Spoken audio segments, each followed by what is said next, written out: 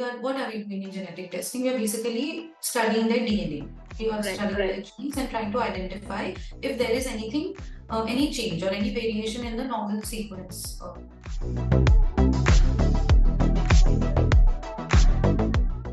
So genetic counselors are healthcare professionals. They are healthcare professionals with specialized training in medical genetics.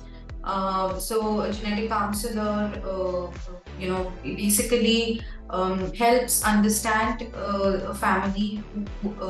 Say you have a health condition in the family and you want to understand whether you are at a risk for that health condition or not, or whether in future your children will be at risk for that health condition or not. Basically, whether it is hereditary or not, whether it is running in the family, going to be passed on from one generation to the other. So genetic counselors will help you understand whether that is the case or not by evaluating your family history. They sort of take the family history by then they assess the family history, they assess the risk factors. What are the risk factors? Then they will be able to tell you exactly, whether there is any risk of recurrence. First of all, whether or not that condition is inherited or not, right? Whether it's hereditary or not.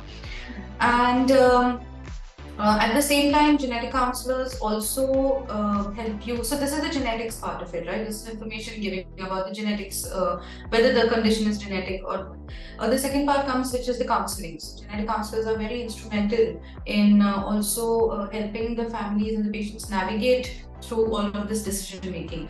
So if, say, for example, there is a condition that is running in the family, which is genetic, and it could be passed on, then of course you have to do genetic testing. So genetic counselors help in explaining to the families in understanding how this genetic information is going to impact their entire decision making. So decision making involves, of course, the treatment, clinical management, then a risk to the next generation. So genetic counselors help in navigating all of this to the family, and they also help in dealing with their psychosocial issues. So there's also some part of psychosocial counseling. For someone who wants to get into genetic counseling, it is not like you do a genetic counseling course and you'll be like you'll get a jump. It's not like that. It's a gradual process, right? It's a gradual process. So someone who wants to get into it, they need to really know that there's going to be constant learning. You'll have to do constant learning, and there are no shortcuts to it. Second thing is, so they should be ready for that, right?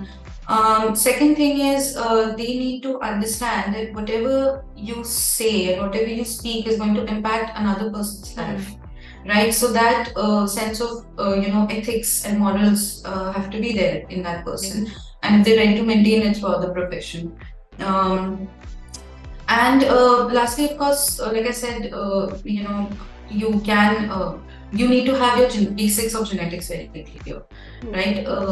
Just because you have life sciences, so there are different fields in life sciences. Genetics is one field of it. So know your subject, know the basics of genetics. That they have to be strong. So these are like 3-4 major things that one must have, and like I said, it's a continuous learning process. Right.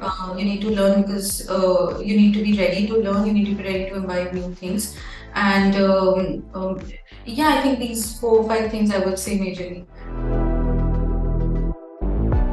10th to 12th, if you have an option of elective, then it's better that you have science, and it'll be better if you have a biology science.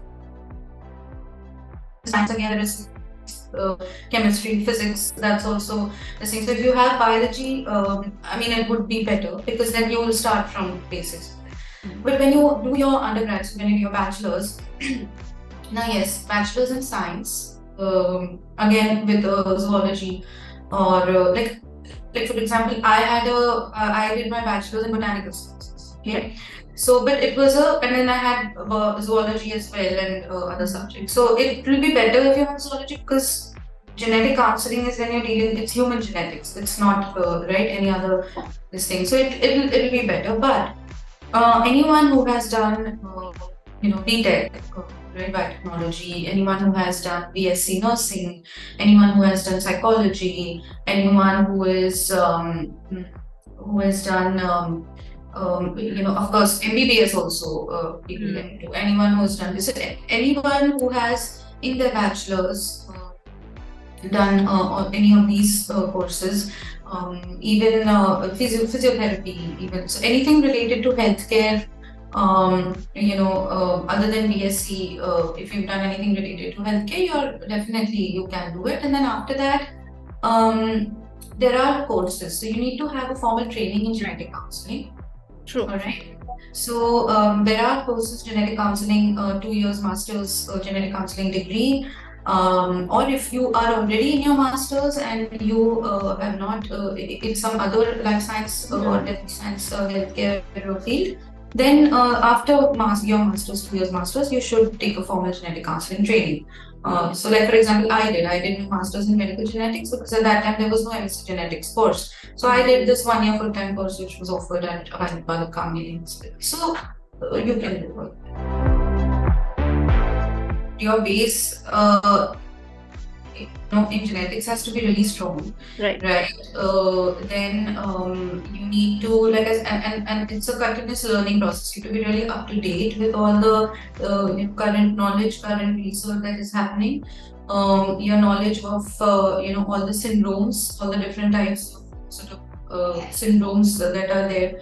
So syndrome is a collection of different types of diseases in a division or family. Then your knowledge of the laboratory knowledge, like the molecular testing, how the molecular testing is done, what are mutations, what are the different types of mutations, what are the different platforms, genetic testing platforms that are there. Why are we doing this testing on this platform and not on the other platform? Because when you see a patient, say for example, when you see a child, right, with a certain dysmorphology, and the parents are there, and now you want to know, the parents want to know, okay, this is our first child with this dysmorphology, and what is going to happen if we plan a pregnancy? Is it going to be passed on or not? So when you want to test that child, of course, we have clinical geneticists who help us diagnose what is the health condition. Then once it is diagnosed, you need to know that which platform is going to help, which type of genetic testing I need to offer and I need to suggest, when it will be the output, the clinical utility and the output will be maximum. So that knowledge, technical knowledge from the lab front is very important. And of course, like I said, clinical knowledge where, I mean, you don't need to, genetic counselors don't have to be doctors. Okay, medical doctors, they have their scope of work, which is defined. The genetic counselors' scope of work is defined, right? But we need to have working knowledge of all these things. And other than that, you need to be compassionate. Your communication skills have to be really good because, like I said, you simplify a lot of complex information and you tell the patients. How you communicate it is going to really, affect the anxiety levels of the patients. Your interpersonal skills have to be very good. You need because you're going to be interacting with the patient's other healthcare providers and other people in the department. You're going to be, interdepartmentalizing to do from the lab and the clinic front. Then your critical thinking has to be very good, right? So, like I said, you need to offer. So, for having utmost of good critical thinking, your technical knowledge has to be good. For all these, disorders, health conditions, and lab techniques and platforms, you need to have empathy. Patients don't sympathize, but empathize. Right. So that empathy has to be. So in every organization, the role of a genetic counselor also differs, and that is why the day in the life of genetic counselor based on where you're working also differs. So overall, I would like to tell you exactly what all the genetic counselors involved, what all they do, what all they can sort of offer. So of course, patients, counseling of the patients is like the utmost sort of core responsibility. When you talk about counseling the patients, so counseling is a two sort of step process. There is a pre-test counseling, which is basically where you're telling the patient, you're evaluating the family history, you're assessing the risk and inheritance. And you are passing on this information to the family that, okay, this is what it is, and this is the genetic testing. So what is the genetic testing options you're giving them? So that is the pre-test. So first you need to, of course, you get the patient's file, you evaluate their medical history. Before the patient comes, you need to know what is their medical history, so it's easier for you to sort of evaluate and comprehend exactly what. So you create a provisional diagnosis, and when you get the file of the patient history, then you do the counseling. Then they do genetic testing, and then there is post-test counseling. So in post-test counseling, you explain to them the genetic testing report, you help them, you interpret the report, then you help them give options of all the clinical management and surveillance options. You then refer to the required consultant or the doctor who's going to take forward with their treatment. So this is sort of the primary sort of work or the primary service. Other than that, like here I'm coordinating with the lab and for the patients, for the testing, coordinating with the lab. There's a lot of, like I said, interdepartmental, allowing the interdepartmental coordination. Other than that, I also do awareness building, right? So there's a lot of awareness building that goes, the genetic counselor does. So talking with the marketing team, the digital marketing team, talking with the sales people. So what exactly are we doing when we are building awareness? Of course, we are creating a lot of content, we are writing content. There are challenges in every field, okay? Especially with genetic counseling, or I would say in the genetics. There has been a lot of research in medical science and genetics, right? With growing research and with growing options for genetic testing, nowadays what has happened is that patients are asked to do genetic testing quite rampantly. So there is a lot of okay, iska jawab nahi mil raha, do genetic testing, we'll see. So there is just they do genetic testing as if left, right, and center. So what happens is many a times there are certain when you see the report, there are certain times that there is a genetic.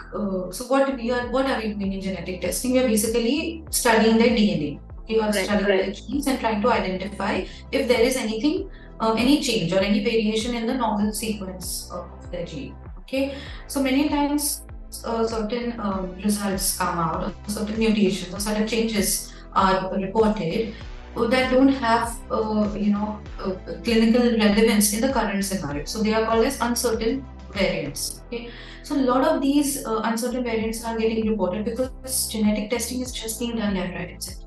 So for a patient, what are they being told is that genetic testing kar lo, aapko answer mil jayega.